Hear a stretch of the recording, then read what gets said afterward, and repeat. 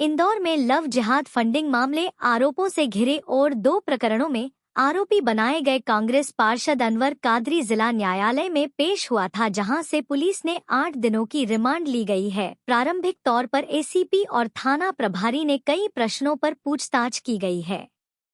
इंदौर के वार्ड क्रमांक 58 के कांग्रेस पार्षद अनवर कादरी पिछले 2 से ढाई महीने से फरार चल रहा था, जो कि न्यायालय में पेश होने के बाद पुलिस ने 8 दिन की रिमांड पर पूछताछ के लिए लिया है। पूरे मामले में बताया जा रहा है कि मध्य प्रदेश के कई जिले और अन्य राज्यों में फरारी काटते हुए नेपाल तक पहुंच गया था और विदेश जाने की फिराक में था, लेकिन तमाम कार्रवाइयों और के चलते हुआ पुलिस की गिरफ्तार तक आ गया। फिलहाल पुलिस ने बारीकी से पूछताछ शुरू कर दी है ताकि फरारी के दौरान जिन लोगों ने मदद की थी उनका भी पहुंचा जा सके, साथ ही उसके बैंक अकाउंट की जानकारी भी झांसी जा रही है। पूरा मामले को काफी गंभीर रूप से जाता जा रहा है, क्योंकि लव जिहाद में फंडिंग से जुड़ा हुआ मामला है।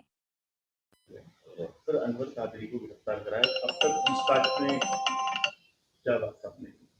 अभी तो पूछताछ में यही तथ्य आया हुआ है कि 14 जुलाई को जैसे ही प्राथमिकी दर्ज हुई थी संगीन मामलों में, उसको इस चीज़ की भनक लग गई थी। चूंकि पूर्व का हैबिचुअल ऑफेंडर है, 2 दर्जन के लगभग उसके ऊपर पहले से अपराध है, तो उससे पुलिस से बचने के लिए वो सबसे पहले यहाँ से भोपाल गया, भोपाल से हैदराबाद जाने की खबर लगी हुई है। उसके बाद वहाँ से चेन्नई गया है, चेन्नई से सिक्किम गया हुआ है, वहाँ उसके बाद वो सिलीगुड़ी गया है, फिर मुजफ्फरपुर आया है, तो गोरखपुर गया है और फिर नेपाल बॉर्डर और नेपाल तक की जाने की कुछ कुछ खबरें लगी हुई हैं। सारी चीज़ों की तस्दीक की जा रही है, कौन से लोग हैं जो उसको सहयोग कर रहे थे, किनके द्वारा उसको फैसिलिटेट किया गया है, ये सारी जानकारियां जुटाई जा रही हैं। कुछ कुछ तथ्य हमारे सामने आए हुए हैं। पहला तो आया हुआ है कि इसने जो 2018 में दूसरा निकाह किया था फरहाना के साथ में, वो लगभग 10 से 15 दिन तक इसके साथ में रही है उन जगहों पर। इसके कुछ तथ्य भी मिल गए हैं और वो पुष्टिकारक जो साक्ष्य है उनकी रिकवरी की कार्रवाई की जा रही है और हमारी पूछताछ अभी जारी है। सर, इसमें पूछताछ में ये भी जानकारी लगी है कि मोबाइल लोकेशन नेपाल की बता दी थी और उसके बावजूद ये अलग-अलग मोबाइल बदलता था, ऐसा?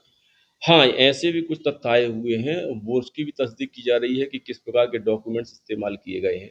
कुछ इंस्ट्रूमेंट भी इसके द्वारा चेंज किए गए हैं, कुछ नए सिम भी लिए गए हैं और कुछ जो पुराने सिम हैं उनको भी खुर्द-बुर्द किया गया है।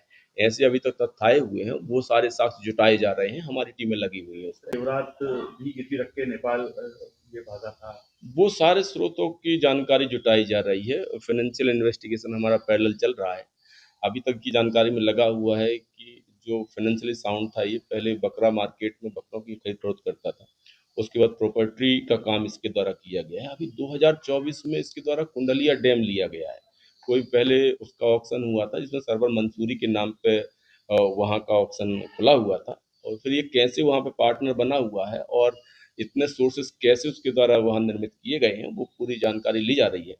कौन से लोग इसको फैसिलिटेट कर रहे थे, कौन से लोग सहयोग कर रहे थे, किनके द्वारा इसके रोकने की व्यवस्था की गई थी, किनके द्वारा इसको लाने ले जाने की व्यवस्था की गई थी, वो सारी चीज़ें हमारी इन्वेस्टिगेशन का पार्ट है। हमारी टीम लगी हुई है और जल्दी ही नए तथ्यों का खुलासा किया जाएगा। फंडिंग के मामले में कुछ पूछता चाहिए और दोनों लड़कों को कितने रुपए दिए थे? जी हाँ, बिल्कुल। वो भी जो हमारे पास तथ्य थे, जो साक्ष्य थे, उससे आमना-सामना करवाया गया है। चूँकि अनवर कादरी बहुत ही शातिर अपराधी है, पूर्व से वो अपराध जगत में रहा है, आपराधिक गतिविधियों में संलिप्त रहा है, इसलिए बचने की फिराक में रहता है, लेकिन सारे साक्ष्यों को जुटाया जा रहा है। बहुत सारे साक्ष्य हमारे पास हैं भी।